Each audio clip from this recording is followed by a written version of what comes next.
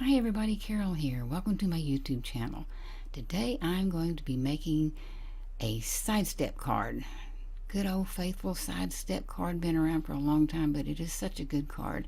There are different ways you can make it. You can see there I have some that are have accents more to the right, more to the left. You can have 3 steps, but I'm going to be using a baseball theme today.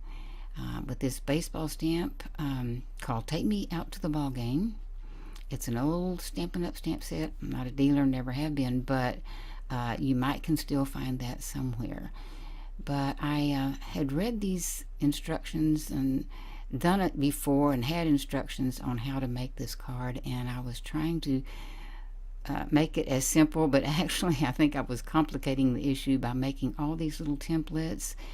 This would go on this side, and then this would go on this side, and you would make a mark here, and then you would have the inch mark down here, and this measurement here, and I was trying to simplify it.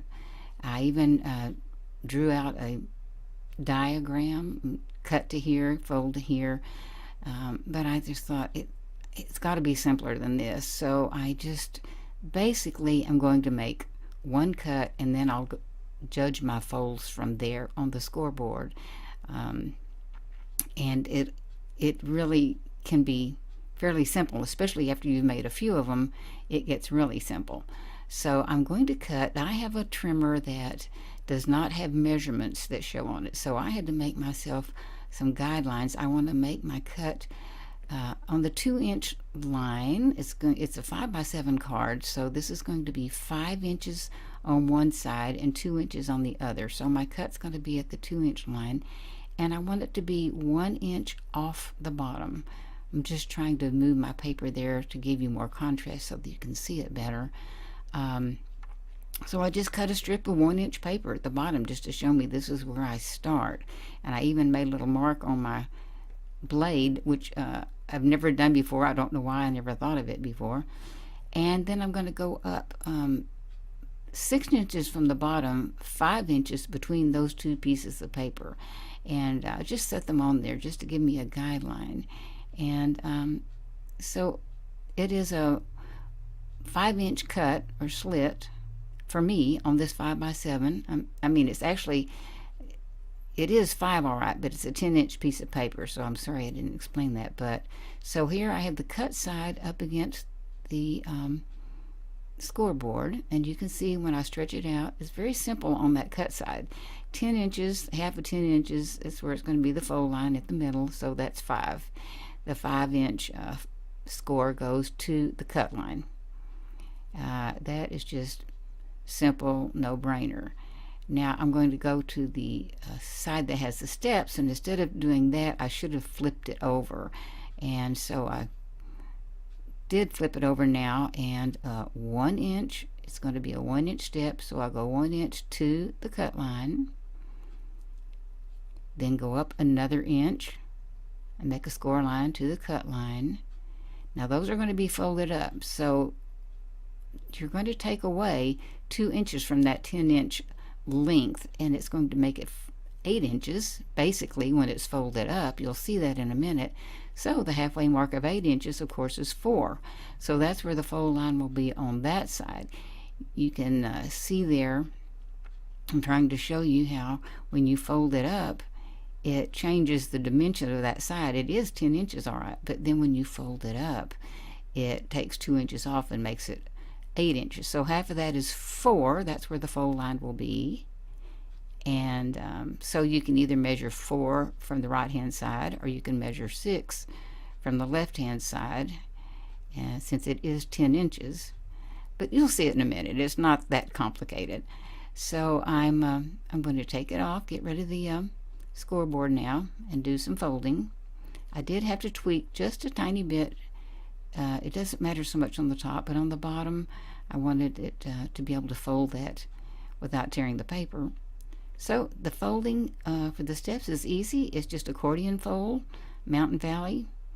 With the scoring, it folds very easily. You'll have this awkward bump on the left hand side, but it doesn't cause any problems. You can still fold it easily and give it a good burnish there, a good squash, and to get those lines smooth. And there's your step. And there are cards, of course, that have 2 steps, maybe more. Now you see what I'm talking about. When you fold that in half, now you have 8 inches that you're folding in half. That's why you have the 4-inch mark. And so squash that down. This one's very simple. This size 10 inches folded in half, so it's a 5-inch mark for the fold. Very simple. It just has to have a cut there to be able to bend. I actually cut this one too far. This was the first one I did, so you will see. It's the first one I've done in a long time, I'll put it that way. So you'll be able to see that later. But I just put the little folder in there so you can see that we have a little tray now to work with, or a step. Now I stamped off all those baseball figures and set them aside, glued them with Tombow Mono Multi Glue so that it will dry from white to clear. And that means, and I'm showing that I use a makeup sponge around the edges. And so I took 2 little bitty stamps, and I, pulling that tape off my hand, taped them together because I wanted to make a border, and I just thought it might be a little easier using that VersaFine, Onyx Black ink. Stamped them in a row, tried to keep them even, and I did one in green, I did one in white, I did one in the gray, and that's going to go on that 1-inch step. I want to call it a riser, but the 1-inch step there, and go across. You could do anything with that. I mean, you know, the decorating is the fun part, really. And but I decided to go with a baseball border with the bats and the cap, and again, good for the repositionable glue because I didn't get it straight on the end down there. And then I had this piece of gray. All the pieces I went around with the makeup sponge and the neutral ink. This is 2 inches wide, you'll remember that, and then half of the 10, of course, is 5, so that's 2 by 5. Then I did the tall picture of the baseball player, and I didn't color these guys because I wanted them to, I just liked that authentic looking vintage look. This is a darker gray. That's about half of that 5 inches size there. Just didn't have to be exact.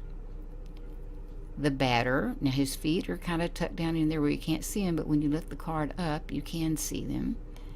I even took a little thin red strip and went around it with the neutral ink and decided that it would just add a touch of color. Seems that not most, but a lot of baseball teams have the colors red and blue for their uniforms, so that would cover a lot of the teams. I just had one very thin strip of the light gray. I just thought, I don't know, I'll play with it. Of course, didn't put any ink on the edge of that, but I tried it with the top or the bottom of the red stripe, liked it there. Then here goes the red and blue. I'm going to put the catcher on him. I'm going to do something a little different with this picture. Rather than stick it back on the back, I'm going to put it on that step, and so that it'll have some dimension and stand out. So I had to glue I wanted to turn it at an angle, so I had to just glue the part that would be actually touching the step, a little triangle there. Stamped the glove and ball, cut them out, and kind of playing around with where I want that back there. It shows. Okay, I'm going to tweak here, turn that. Then I'm going to end up tweaking the baseball glove. But when you turn it sideways on its side, you can see that baseball glove in its entirety. But like that, it just gives a neat look, a dimensional look. And it's sturdy. It has all that cardstock on it. And I was going to show you, you know how sometimes when you get a card like that, it just kind of goes splat. It just loses its whatever, and it just starts spreading and spreading. One way to avoid that is just to take something that will hold those 2 pieces together. And in this case, I used just a piece of yarn. In fact, I even separated it and just had a very thin piece of yarn. Taped it down about where I wanted it to be. You could have, or I could have, glued it first and then put the tape on. Then go back when I get it adjusted to where I want it. I cut the tails off, And you can adjust it even more before you mash these cellophane tape down all the way. You can actually take one of those tails and pull it a little bit, or from one side to the other, and if you're not totally satisfied with where you put it, and then when you're satisfied, then give it a good mash with that tape, and that'll just keep it from spreading out. And that's what it doesn't really show, it's just use a light color or a matching color with your paper. And I'm just showing there that you could write a note on the back if you wanted to. Now that's where I said you can see where I cut that too far. I could go back and cover that with another whole big piece of cardstock.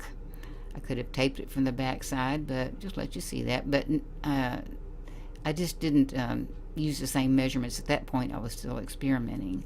So that's what it looks like. I want to show you that it fits. This is being a 5x7 card. It fits perfectly into an A7 envelope, ready to go. It just, I think, makes such a neat card. It could be for Father's Day. It could just be a masculine card. It could be a baseball season warm weather card. I personally like baseball, watch it almost every night, so it's not just a masculine card, but this, would be great. It looks masculine, so I hope you enjoy the video and the card, and we'll give it a try. And it does get easier the more you do it. You just kind of have to think a little bit, but so here's some still shots. I hope you enjoyed. I enjoyed. Thank you for joining me. I'll have some other videos at the end that you might like to look at, and I hope you'll come back. We'll try something different. See you later. Bye-bye.